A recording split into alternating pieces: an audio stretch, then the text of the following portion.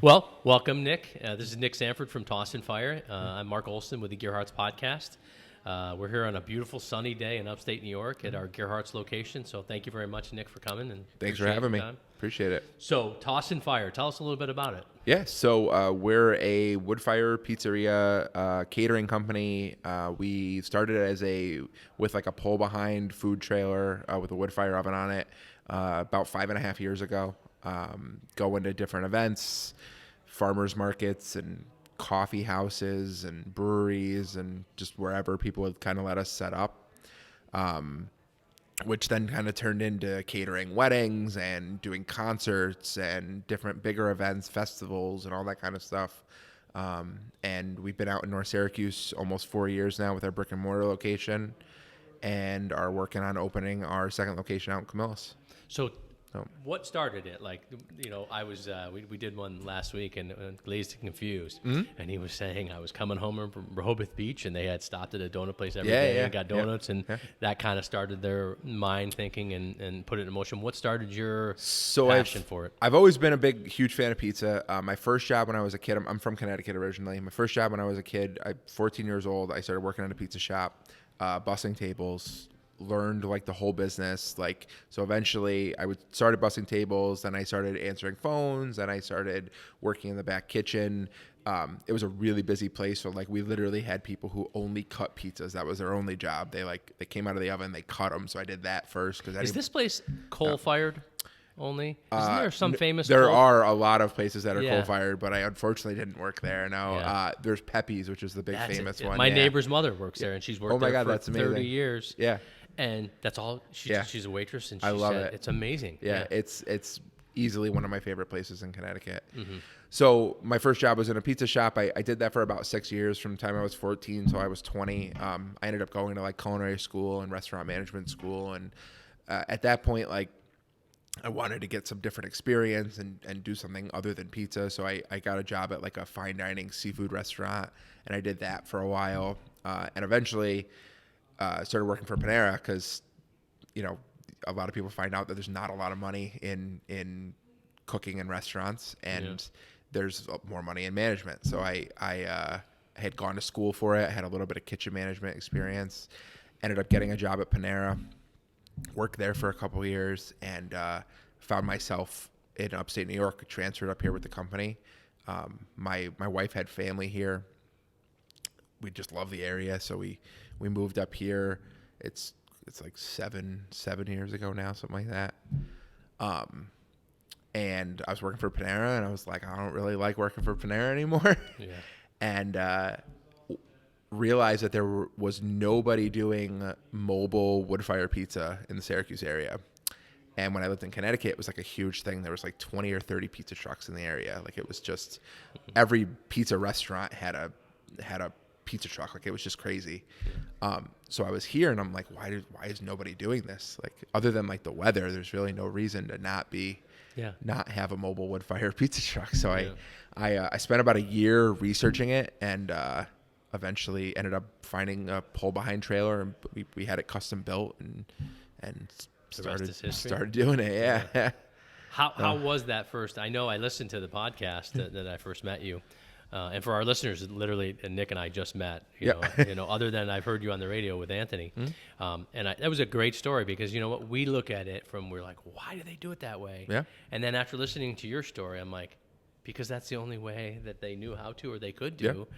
You know, so how did you learn about the equipment you needed or what you wanted? Was it just prior experience? Yeah. At the pizza so I place? mean, with the wood fire ovens, I had actually never worked with a wood fire oven until not ever. I tried some out and used them then, but I had never actually worked exclusively with a wood fire oven. Yeah. So I had tried different ovens out, and I went and I tested out different brands that made different ovens and stuff, and talked to people who had been doing it in other parts of the country. There's groups on Facebook which have been extremely helpful, especially getting started. I was able to kind of pick their brains and get some information about it, but I found the company. It was one of it was it had really good reviews, and it was a price thing too. It was cheaper to get a pull behind trailer instead of a big food truck or an enclosed trailer or any of that kind of stuff. So that's how we kind of went with that. and then just kind of use my pizza knowledge and spent a lot of time testing out dough and testing out different toppings and all that kind of stuff until we, I knew what I was doing, or at least I felt like I was kind of knew what I was doing. Yeah. Have you ever been down to Chow in Ithaca? I have not. So no. he has a Woodfired. It was one of the first ones I ever did. And it's weird. For my first probably 10 years, 12 years, nobody bought a Wood-fired pizza Yeah, oven over even. And now, literally, I think we're on our third or fourth one this year. Yeah, that we I believe put it. in because, and they're the wood, gas assist with wood or straight wood. But he bought one, and he literally for like 3 weeks just made pizza and worked on it and tried it and made pizza. And I was like, this got to be costing him a fortune. But he said to me, Mark, if I don't get it right from the day one when they come in, I won't get them back. So it's worth spending money on dough and the oven and the wood. And, so it was an interesting process. Do you have that same process where you have to, because each oven is a little different, correct? Yeah. Right? So, our first oven was it was from a place out in Texas. They're imported ovens, but the place that made them, it was called Breadstone ovens that did it. So that's where we bought our first trailer from. I actually ended up, I buy Pavesi ovens now. I've been a huge fan of them since we got our first one in the North Syracuse restaurant. We actually ended up putting the same kind of oven on our food truck that we built about 2 years ago. So it's been trial and error. It's been like, what works, what doesn't work, and figuring out that, our systems, our recipes, our all that kind of stuff. But as I was getting started, I just invited friends and family over and was like, all right, I need you to try this because I'm thinking about starting a pizza truck. And they would be like, you're crazy. And I'm like, I know. When I would just I had a little backyard, it was like a stone, I don't even remember what it was, a baker stone box it was called, and it would sit on my grill, and I would put my grill on for 30 minutes and get it as hot as possible, and it would get up to like 700 degrees or so inside of the box, and then I'd be able to cook like a 2-minute pizza. And that's how I would like test out our dough recipe and our different combinations and stuff like that. I would just have like pizza parties at home. So your home was like your prep kitchen. You Pretty were much, prepping everything for the trailer? Yep. So, now, where's everything done out of North Syracuse? Everything's out of North Syracuse. Yeah. So like we had a commissary. Once we started, like once we actually had a trailer, at that point we had to have a commissary kitchen. So we worked out of a bakery where we made our dough and we prepped ingredients and all that kind of stuff. That's how we originally started. And then I actually rented space from the guys at Recess Coffee in their commercial kitchen they have at their headquarters.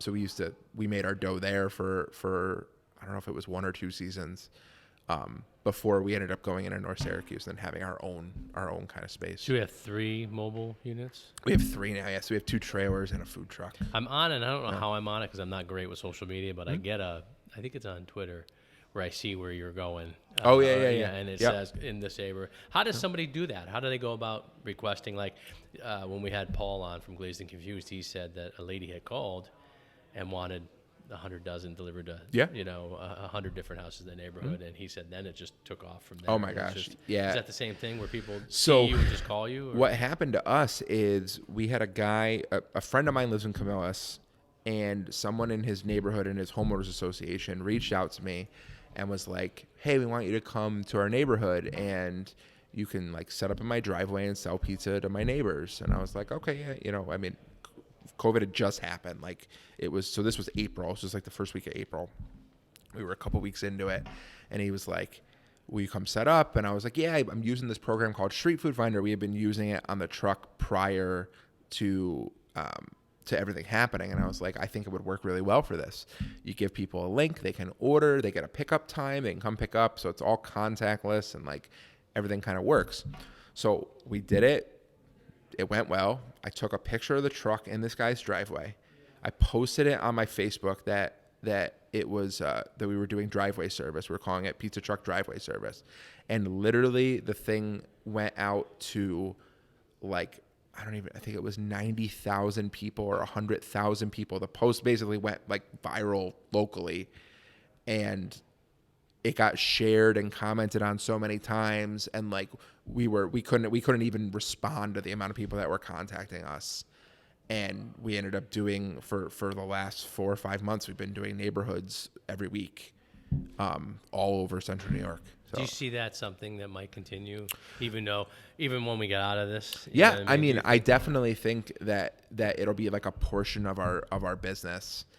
going forward, like doing like these neighborhood like block party kind of things where they, they bring a food truck in and maybe they get someone to play acoustic music and they can, and they do a thing with their neighborhoods, because a lot of these neighborhoods are really close together. They have these Facebook groups and they all know each other, and it's it's just like a good community thing. Because when you bought these trucks or started it wasn't for that, and to go No, into neighborhoods. not at all. It was more geared towards festivals and catering, weddings, graduations, corporate events. That's really our like the intent of the food trailers and trucks. And then go into places like breweries and stuff like that. So, is there? We know it's coming back and it'll come back. But is this something that you might need to get another truck for to handle, neighborhoods and stuff like that? Have you thought about? I don't think so. I mean, we're operating through. I never intended to even have 3, to be honest. So I bought the food truck, and my intention was always to sell one of the trucks and just have 2, because it's just a lot of back end work to schedule and coordinate and all these things for these different events and stuff. I'm gonna keep 3 now at this point because we've been using 3, and it just kind of makes sense for where we are. But what we end up doing is we kind of pick and choose events a little bit more instead of just doing everything that comes our way. But yeah, I don't think we'll add another one anytime soon, especially with everything going on with getting Camillus ready. It's so weird because we've had 3, we've had Chris Biley from OG and Exo Taco, we've had Paul on from Glazed and Confused, and now you, and all 3 of you have kind of you're busy. And you'd like to be busier obviously with the catering and the other things, but you guys are all busy. I mean, and you're getting in and going in your second location now in Camillus. How did you say, okay, North Syracuse is doing great, I'm doing good with the things, I'm ready for another one? How did that process happen in your mind? Yeah, so I mean, it's been in the back of my head for a little bit. I mean, we're about to hit year 4 or we're about to be 4 in North Syracuse, right?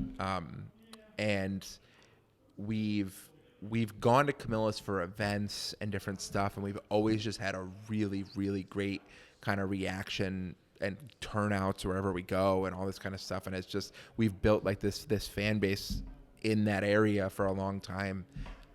We've been going to Camillus since year 1. We used to do a farmer's market on West Genesee Street there.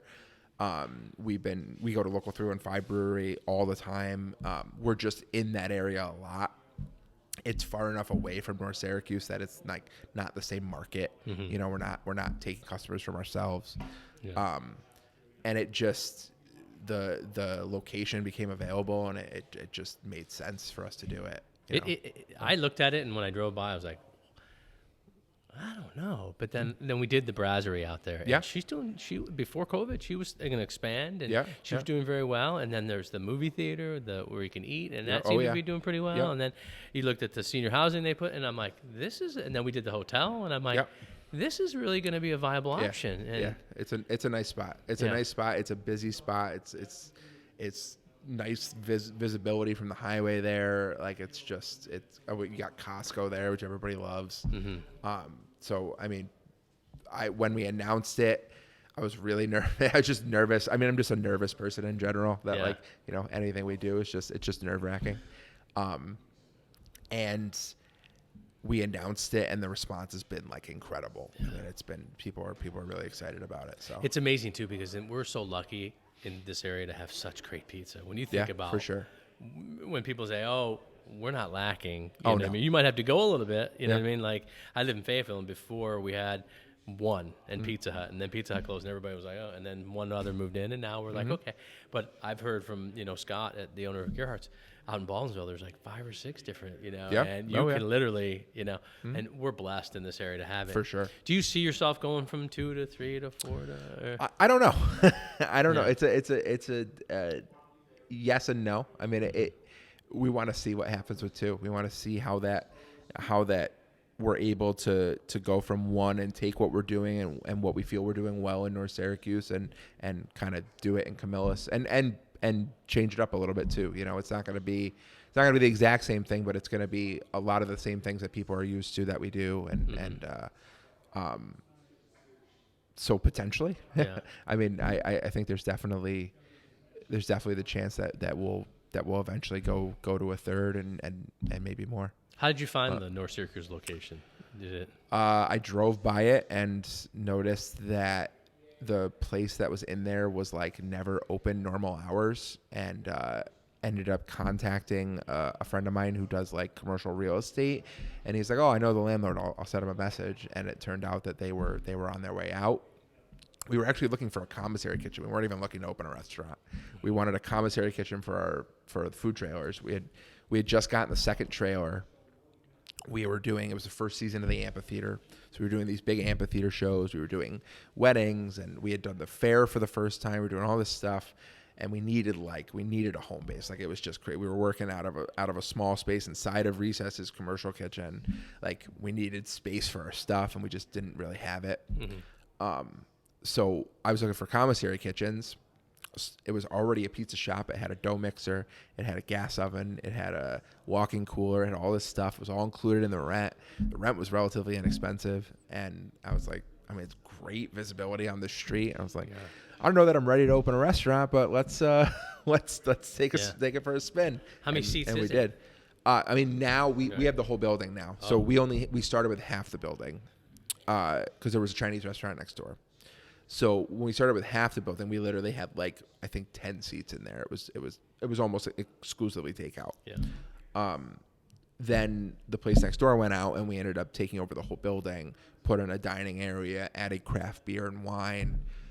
So now it's kind of like, it's really a restaurant, where before it was mostly a takeout, and it was prepped for our trucks, and it was, it was a home base. What's that been like too? Because I always sit there. You didn't go to school, or you didn't get into construction, and and all this stuff. What's that been like for you? I mean, has it been a learning thing, or do you kind of use the same people and help you along? So I'm not like a builder by any means. Like, I'm not like a physical labor kind of guy. Yeah. I'm a food person.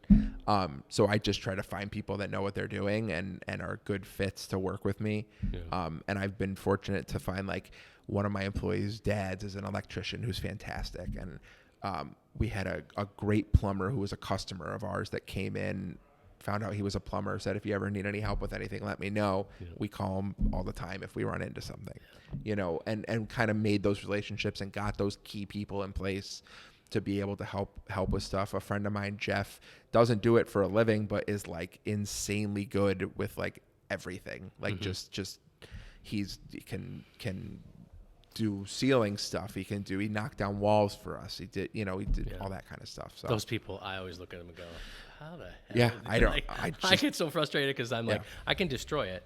Yeah, I can't put it back together. I can put a sledgehammer through it. That's about it. Yeah. But yeah, he kicked he cut out a big portion of the wall to connect the two sides for us, and then kicked it down. I got a video of it. It's good times. But that relationship part is important, and I've been trying to say it to all the people here. It's our business, and just like the restaurant, it's a relationship business. Yeah, for sure. Like, I go to the place every morning for coffee, not because they have the greatest coffee. It's because they're just, Mark, here's your coffee, and they're just nice, and it's enjoyable, and to me, it's all about that relationship, and it's about customer for sure. service. I mean that's the whole entire restaurant business. Yeah, and then that's taking it and using it in other kind of aspects of the restaurant business, in your relationships with your vendors, with people you work with for construction, for it's all. I mean, you could say life is about relationships. True. For sure. What has been the biggest challenge in running, now, 2 locations soon to be, and then the 3 trucks? What is the biggest challenge you have every day? Or I mean, it's always a learning curve. I mean, everything is, I always tell my employees that if we're not learning something new, then we're doing something wrong, that we should be, it's always taking the next thing that comes your way. I had my dough mixer broke yesterday. That's a nice, probably $1,500 fix coming our way. It's the stuff it's the unknown, it's the, what's going to happen next? Is there going to be a global pandemic? What's going to, yeah. How is it? I mean, I hesitate to bring it up sometimes because people get, I don't want to talk. I'm done talking about it, but how has that affected your business? I mean, so fortunately for us, I think that being that we were set up as mostly takeout when we first started, it was really easy for us to make a shift to not having dine-in.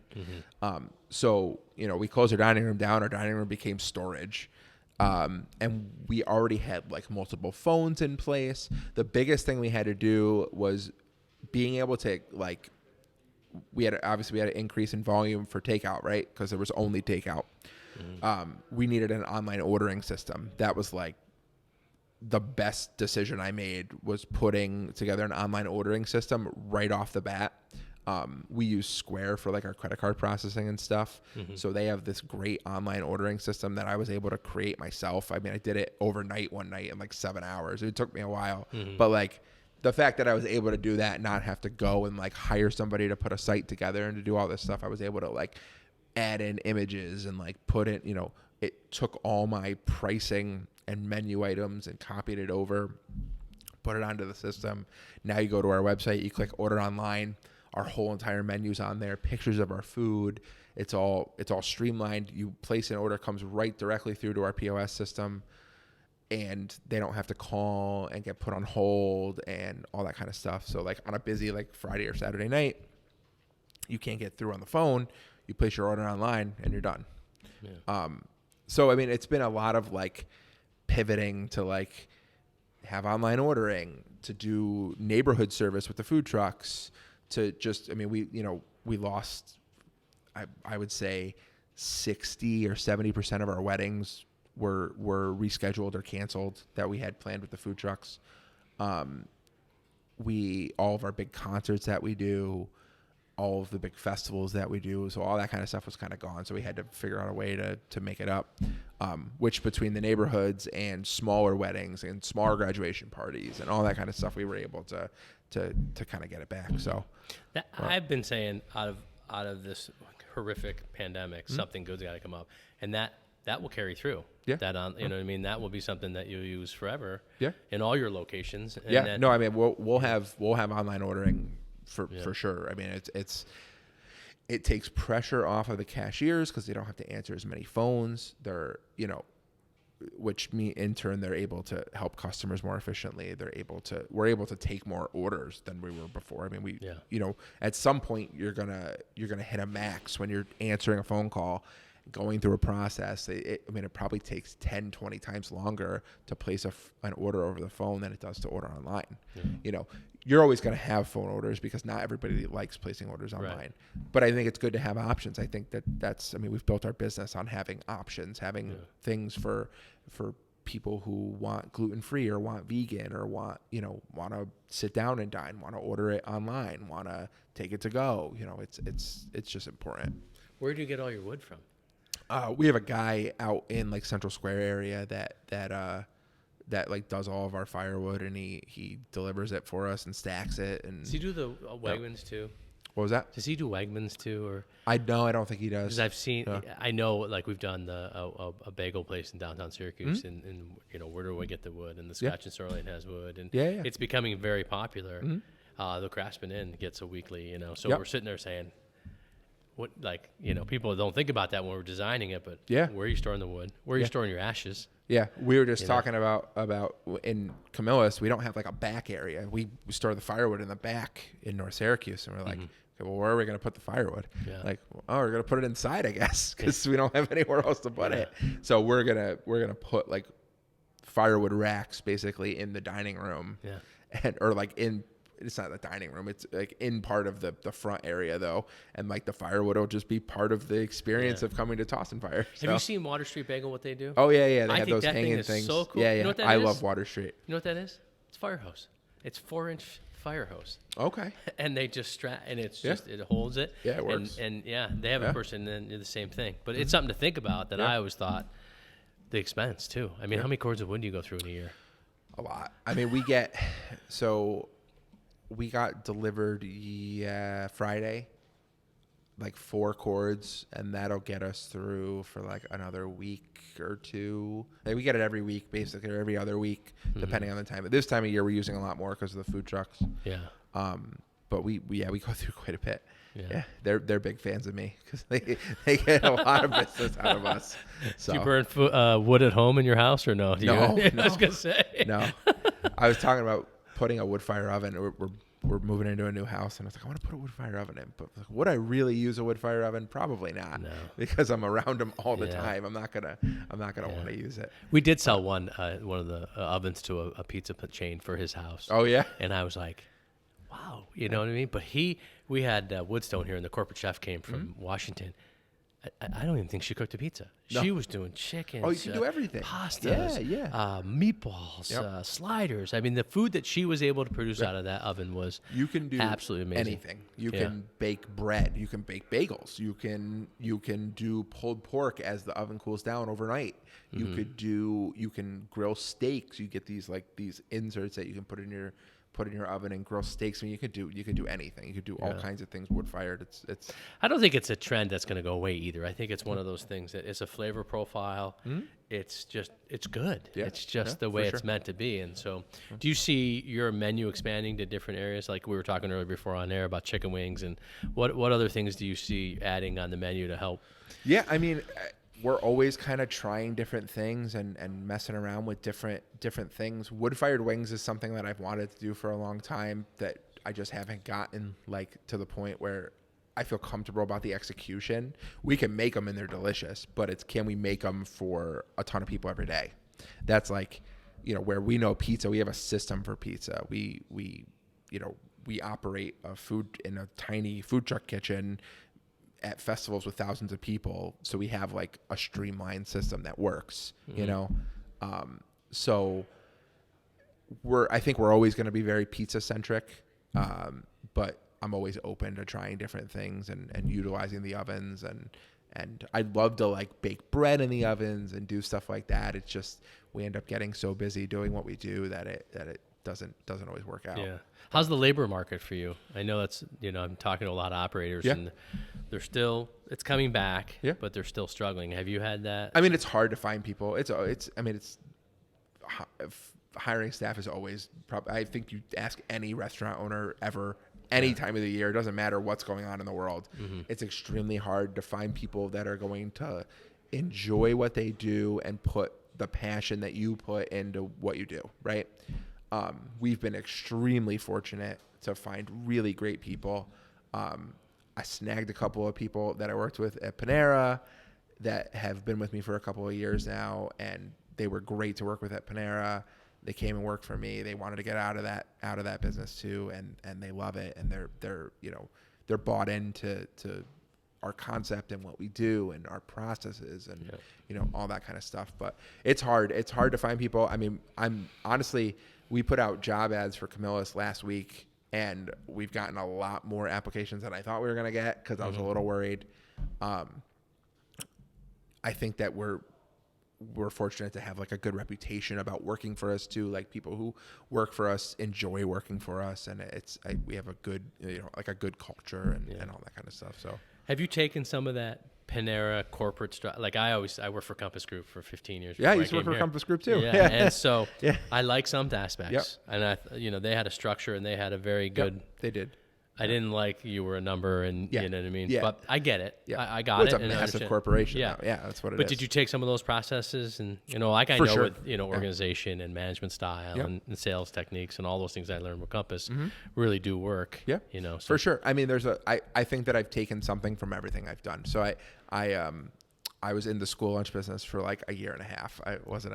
I did that right in between the seafood restaurant and Panera. I just don't talk about it a lot. Not because it was bad or anything. It's just no. Yeah. I met some really great people. I thought Compass was a really good company.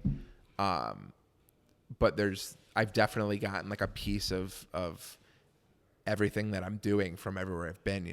I've got to see a lot. I've got to see independent operators. I've got to see these big corporations. I've got to see how Panera deals with their managers and how it's just I think it's been a good way to round out my knowledge of just the general restaurant business. You said something earlier about your employees and they gotta buy into it and I had this saying, love what you do, you never work a day in your life. And I say it, I have a son who's in sales and I have another son and I don't care what you do. I don't care if it's garbage or whatever, being a nerd. just want to go to work every day. Yeah. Do you see that with now you're going to have two managers, or do you have a manager for the food trucks and a manager for North Syracuse? So I have like a couple of different managers. My father-in-law works for me as like a general manager, and he right now he runs North Syracuse, but he's going to be in Camillus kind of most of the time, but he'll split his time up a little bit. And I have some other managers who've been with me for a while, and some shift supervisors. And so we generally promote from within. Like we get people who come on board, and I mean, it's really easy to tell the people who are into what they're doing and really enjoy what they're doing. And you know, like I said, I've been extremely fortunate to get a really good group of staff. When we first started, what I used to do is like I would only hire people that like someone knew. So like my cousin Catherine works for me, and I hired like 4 of her friends, and they all still work for me. And this is going on almost 6 years now. And they're all in college now. They started right when they were 16. They're all in college now. They're all fantastic workers. They love the product. People just know, they could just tell that they love what they do. And we've been really fortunate with that I try to hire people it was easier when we were smaller to hire people that are connected to somebody, and that they'll vouch for. How many employees do you have? We have right now, I think it's like 28 employees, something like that. And then with Camillus, another. It'll be another, maybe 20 or so. Yeah. Do you think that, do you see any challenges in running too that, like have you sat there and like, I always say, what keeps you up at night? Yeah. I mean, has that been, is there anything that you're like, oh my God? I think it's the unknowns. I mean, it's the, what does that look like when, you've got 2 brick and mortars running, and multiple food trucks running at the same time. We just kind of don't know right now. I mean, the plan is to have like a whole separate staff for Camillus. Right now, our North Syracuse staff is most people who work in North Syracuse, not all of them, but most of them also work on the food trucks. Some of them mostly do food trucks and do North Syracuse a little bit, or some do mostly North Syracuse and work on the trucks a little bit. But like we have that interchangeable kind of staff there, where the plan with Camillus is that it'll be mostly like they'll be at Camillus. That'll be their job, So I think doing it that way, it'll be a little bit easier for us to manage when food truck season starts, and then we have, we can't take people from another restaurant that's only been open for 5-6 months at that point. You were really early in the food truck scene, when we started, there was like 5 food trucks in Syracuse or something. I think we're just like 50 now. It's definitely blown up. It's been really cool to see like the progression of all the different styles of food and different kinds of trucks, and like, I mean, there are some really, really talented food truck owners out there that I'm fortunate to call friends that just do great stuff. We've seen probably 2 or 3 in the last month and a half that have are planning or starting or finishing. You're in that process. Do you see this scene getting bigger and bigger? Because I think a lot of people are pivoting a little bit. I know we have a major chain that is actually, they have a great product, but they're pivoting because they're saying they've seen the takeout, they've seen the trends, they've seen the online ordering, and they've sit there and maybe this quick serve, but still quality food. It's changing. That's for sure. Yeah. I do. I think that it'll continue to grow. I was before the pandemic saying that we might have been hitting like that point where like, I don't know how many more the area can support. But I think that because there's this big shift to takeout, there's this big shift to not sitting down and eating at a restaurant anymore, that I can only see the popularity of food trucks continuing to expand. I live out east and in the suburbs, and we had one a couple of weeks ago, and after we got done, I asked him, he goes, and he told me the number, and I'm like, from 11 to 8 o'clock at night you did that? And he goes, yeah. And he goes, we'll be coming back. And I'm like, I think that's where I see a little bit more growth is, the city's great and the vibe is awesome, but maybe on the weekends or maybe, some night, I mean, there's so many places to go. That's the thing. Like if there's 50 food trucks and there's 50 different towns, I mean, who cares? I mean, there's so many events, and normally there's so many events and festivals and little concerts that like a town or a village might have a concert in the park, but you're going to get 100, 200 people at that event. If the food is part of that and they're going to eat at the trucks are going to do really well. So it's just, there's so many things out there. And I mean, that doesn't even scratch the surface, because there's private catering, there's, and then within the private catering, there's corporations, there's graduation parties, birthday parties, weddings. Food trucks at weddings are like a massive trend right now, because you don't get any fresher than somebody cooking your food on site. Not to offend anybody, but people don't want rubber chicken at weddings anymore. And you're overpaying for it. I went to a graduation party and I was like, wow, it was so nice. You just sit there and you know what I mean? I'll try this one. I would have never tried some of that stuff that I would go to a restaurant and order, but it was there. I tried it and I was like, this is good. Do you see any more trends in that type of catering? Because that's got to come back.